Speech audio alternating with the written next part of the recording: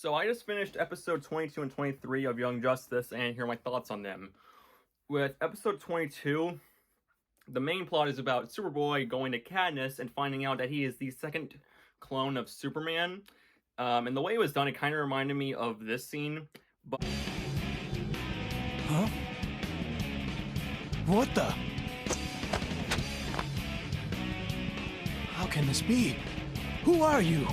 to be fair, I guess you can say that in the original episode, when they discovered Superboy, it went something like this.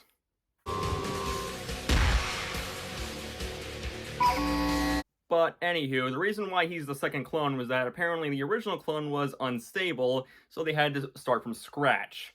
And I actually think this part of the episode was decent for the most part. The best thing to come out of it, well, other than the fact that Superboy can now fly thanks to a patch, is that he finds out that he is actually part Lex Luthor because Lex Luthor mixed his DNA with Superman's DNA. You see, this makes a lot more sense than Lex Luthor fusing his blood with Zod and then making this abomination. Seriously, how does that even work? That makes no sense whatsoever. Dear God, Batman vs. Superman was dog turds. God. But anywho, yeah, I thought this first plot was okay. It was mostly there for Superboy's development, and sure, it was good development. But man, what the hell was that? That man. Okay, I'm just giving Andrew clips to make fun of me. But anywho. For the B plot of the episode, I actually found myself more engaged in that storyline because pretty much the Justice League are deciding, hey, who should be the next member of the team? And I don't know, the way they talk to one another, it just felt so, like it just felt so organic, and all their interactions were good in my opinion. If I'm being honest, if the B plot was its own separate episode, I wouldn't mind at all. Because, sure, yeah, the show is titled Young Justice, but I think just having an episode about the Justice League figuring out, okay, who should be the next member is a good plot, and the way they interacted was great. I especially loved this moment with Dr. Fate. Hana. Absolutely not. That sounded almost protective, Doctor. At least we know Zatara is still in that helmet somewhere. And how they talk about, hey, if a member of the team is biologically 18, should they join? So what is the deciding factor? Biology or biology? Take Superboy. Exactly. He's less than a year old. Does he have to wait 17 more to stand beside us? Still, I just found myself way more engaged in that plot than the Superboy stuff. Not to say that the Superboy stuff was bad, mind you. I just found myself more invested in the Justice League plot of the episode. But, anywho, that wraps up that episode. The only thing is that at the end of the episode, Lex Luthor is able to make Superboy do nothing by saying the word Red Sun. So I thought that was kind of clever. But yeah, overall, I thought the episode was just fine. Nothing spectacular. I just thought it was a fine episode. Other than the fact that Superboy can now fly because he has an iPhone that gives him a patch. I just find that funny. So, episode 23, I thought this was a lot better than the previous one. For one, it starts off with it being revealed that Roy is the next member of the Justice League, but he's going to have to wait till, like, next year, well, at the start of New Year's, for him to be a member of the team. But, yeah. So, it opens up with Green Arrow and Artemis tracking down this guy named Black Spider. And let me ask you guys, does he sound familiar at all to you? I got nothing against you archers. I don't suppose you'd let me finish off Jones and go about my web-slinging way? That's right, it's the greatest voice of Spider-Man ever, Josh Keaton, who was Spider-Man in Spectacular Spider-Man. And he's playing a villain named Black Spider, who was literally just evil Spider-Man. It all lines up. But yeah, I thought the opening was pretty good, and Roy rejoins the Young Justice. I'm just calling them Young Justice, not the team. It just makes things confusing. But anyway, Artemis feels very annoyed by this. So they all going on a mission to track down Sportsmaster. Well, mostly just Aqualad, Kid Flash, Artemis, and Roy. While the other guys are trying to figure out what's going on with Red Arrow. Red Tornado. Red Tornado. The other guy's trying to figure out what's going on with Red Tornado. I thought the B plot was pretty funny, though. I'll say this right now. Look at this clip and tell me you don't think. I'll just play the clip.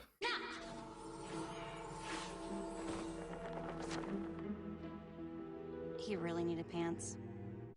So does that mean that Red Arrow went through all that time in making a robot penis? Tell me that wasn't a robot penis, okay? Literally, the way she sounded was that she was disturbed. So yeah, I'm just gonna say right now, Red Arrow made a robot penis. But anywho. With the A plot, I thought it was pretty fun. Even though Artemis was being a little bit like, oh, you guys don't care, because at the start it's revealed that she only managed to join the team because her mom begged a Green Arrow to let her join. So maybe you shouldn't tell your daughter that, okay? And yeah. Also the fact that Cheshire is on there, and I actually like the interaction she had with both Artemis and Red Arrow, kissing Red Arrow, and then because she's Artemis' sister, she's all like, oh, you're not gonna harm me, will you, sis? So I thought that was actually kind of clever. But yeah, for the most part, I thought it was a good episode. I actually really liked Roy in this episode. And at the end of the episode, it's revealed that Sportsmaster is actually Artemis's father. And that got me completely off guard. It sucked that, like, I got a spam call, so I had to take that. I had to, like, answer it, then hang up as the twist was happening. I was like, holy crap, wait, what? But yeah, it was actually a really good twist, and I thought it was pretty clever. So that's my thought on episode 23. I thought it was a pretty good one. But now we're just down to the final 3 left of this season, dear God. But anyway, let's go into those last 3 episodes. So I just finished the last 3 episodes of Young Justice Season 1, and let me tell you my thoughts on them. Starting off with episode 24, the gang are pretending to be acrobats in order to get intel, because there has been a circus that every place they go to, it somehow manages to also conveniently have a famous artifact stolen. It kind of reminds me a little bit of Muppets Most Wanted, where in that movie, every time the Muppets went on tour, the police were like, isn't it convenient that whenever the Muppets go to, that place gets robbed? Like, seriously, I don't know. It just reminded me of that. But anywho, in terms of the stuff I liked about the episode, oh yeah, by the way, it turns out that the guy who can shapeshift is the bad guy. He's kind of like a Mazo, where he can copy people's powers and stuff like that and their abilities. And yeah, well, I do like how the way they defeat him, because they point out how, hey, you may have all of our powers, but that doesn't mean you don't have our weaknesses. So they're able to use McGann's weakness. Okay, sorry about that. I almost had a hiccup. Excuse me. But pretty much they use McGann's weakness as a way to beat him. And I thought that was actually kind of clever. Though my sibling pointed this out to me. Why on earth do the Martians have a weakness towards heat? I mean, Mars is one of the most hottest planets out there, so shouldn't they be used to the heat by now? But either way, I thought it was a pretty good episode, and I also liked how they touched on Robin's backstory of him being a member of the Flying Graysons. The only one to survive the infamous Batarang trapeze stunt, where a Batarang came out of nowhere and killed the rest of his family in the Trapeze Act. Because I'm sorry, you're telling me that there are 4 Robins out there, and all of them just so happen to have dead parents? Well, not counting Damien, since, he's the son of both Bruce Wayne and Talia. But still, I just find that convenient. So my sibling and I made a joke in the episode. What if Batman was responsible for the Flying Graysons? So that way Batman can have them all to himself. But still. And I also like the ending where the Ringmaster was like, cut the bullcrap. I know you're Dick Grayson, the flying Grayson member of the family. So I thought that was pretty neat. Other than that, not much to say. On to episode 25. Okay, so remember how they were nominating members of the league? Well, 5 members joined the league. No. Shazam is still a member of the league. Roy, Plastic Man, Adam, and Icon joined the team. Okay, Roy, I understand. Plastic Man, he is like the greatest superhero of all time, so I don't want anyone to diss him in the comments, because I'm sorry, Plastic Man is the god of superheroes. I know Spider-Man is my favorite, but Plastic Man is just god tier. Adam, I prefer Ant-Man, but Icon, who the hell is he? I have actually never heard of Icon until this show, and they introduced his sidekick Rocket. No, not Rocket Raccoon, even though that would be 10 times better. Because here's the thing, now Rocket has shown up throughout the show in the background. She's been like a background character, and now she talks as if she's been here the entire time, and it was just so distracting to me. Because I'm like, where have you been? You have not said a single word this entire season, and now you're acting like you're best friends with the team? Give me a break. Still, she was fun, but again, I don't really have much of an opinion on her since she only shows up properly in the last 2 episodes of the show. And if you're wondering why am I not treating Plastic Man the same, because Plastic Man is God when it comes to superheroes. He can expand. He's beautiful, man. He's beautiful. But still, I thought Rocket was an okay character. I do hope in season 2 I am more excited to see her because her powers look pretty cool. But still, not much to really say on Rocket as a character. But in this episode, all Superboy, McGann, and Artemis are like, okay, let's just fess up about our secrets.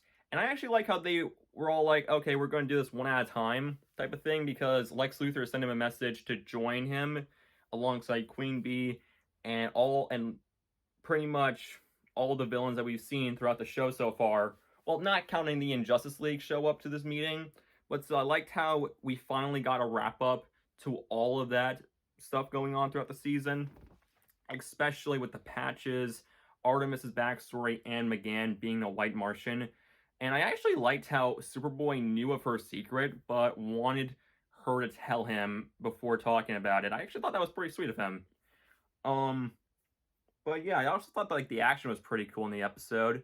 And yeah, it was just like a fun episode to watch, in my opinion. Then there was the ending where Roy was the mole all along, because he's actually been working with Vandal? Yeah, Vandal. I've been watching Justice League, the animated show, and I'm like, damn, I can't catch a break from this guy. Like, he has shown up in that show to pretty much be the Hitler of that show. Like, no joke. Like, there's an episode where they go back into World War II, and it's revealed that, oh, he's running the whole thing. He's running the Nazis. Oh, I can't sit on this platform. The Angry Germans. And pretty much later on in that show, it's revealed that he's still alive, that he's immortal now, and he's still trying to bring back the Angry Germans. So, yeah, I can't catch a break from Vandal in this show, or Justice League. But, yeah, it turns out he's been using Starro Tech to mind control the Justice League, and in the last episode, I like how in this episode, it's the entirety of the Young Justice versus the League trying to save them. And it just makes me wonder, how the hell are these guys not Justice League material? Like, I know they talked about it earlier in the show, but still, I'm like, these guys, I think, are pretty much on the top tier of qualification for the Justice League, since they just saved all their asses, and were even able to do some pretty nice fights against them. I especially liked how when Batman and Superman fought Robin and Superboy, and I especially liked how Robin used the kryptonite to weaken Superman enough for them to put in the reverse tech on them. But yeah, another thing I liked about the episode was how it's revealed that Roy is also a Katniss clone. That the real Speedy is been, you know, cryostasis. If that's how is that how you say it? Cryostasis. Pretty much, he got Captain America. That's what I'm gonna call it right now. He got the Captain America syndrome, where he's been trapped in ice for God knows how long. And I actually thought that was a pretty nice plot twist, and the whole thing of this being set up ever since the show began, I was like, damn, I was not expecting that plot twist at all. But so, like, the hints they've given throughout the show I thought were pretty cool, and I also liked a lot of the nice character moments. I especially liked one moment with Satana when Dr. Fate is unconscious. She tries to remove the helmet, but gets electrocuted. I thought that was actually a pretty nice moment for her as a character. And yeah, I just thought the episode was just a really solid finale to the season. I'm especially excited to see what happens in season 2.